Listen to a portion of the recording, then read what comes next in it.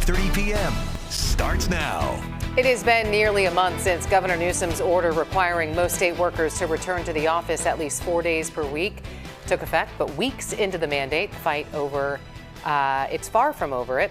As tense contract negotiations continue between the state and its largest employee union, the return to office policy is becoming a key flashpoint while the governor remains firm. Thanks for joining us tonight for Fox 40 News at 5:30. I'm Nikki Lorenzo. Eric Harriman is off tonight. Fox 40 Capitol reporter Eitan Wallace spoke with state workers demonstrating against the policy and has the governor's response as he doubles down on it. Nearly 1 month since Governor Gavin Newsom's return to office order took effect for most state employees, the demonstrations against his policy have not let up.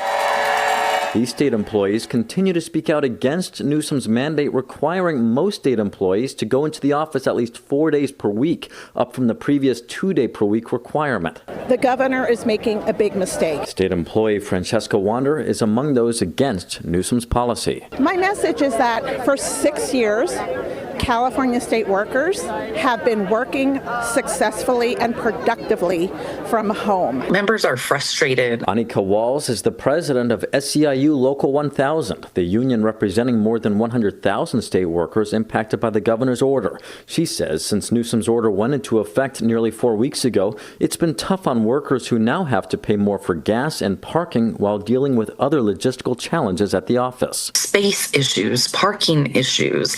I have individuals who are sitting in a conference room just to make space. I want to see people back at work. I want people re-engaged. Newsom, at a press conference last week, doubled down on the policy, arguing his mandate is not a big ask, adding it will improve struggling downtown regions and businesses statewide. They're barely holding on because everybody left. The downtown cores have been hollowed out. And all I'm asking for is you get 3-day weekends. You still do. 4 years ago, that would have been a triumph. Now it's some burden. So respectfully, I have a different point of view. It all comes as SEIU Local 1000 leaders say their members have been working without a contract for about a month now. While the return to office mandate remains a major sticking point, the union is also pushing for a minimum 20% raise over 3 years, along with improved health care and retirement benefits. Last week, the union accused the state of failing to bargain in good faith and filed this formal complaint with the California Public Employment Relations Board. We are ready and fired up and willing to fight until we get the contract we deserve.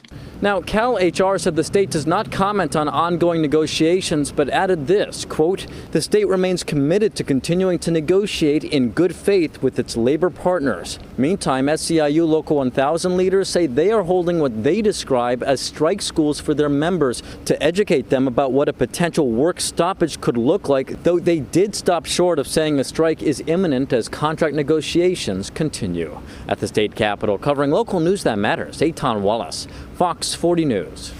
It is a growing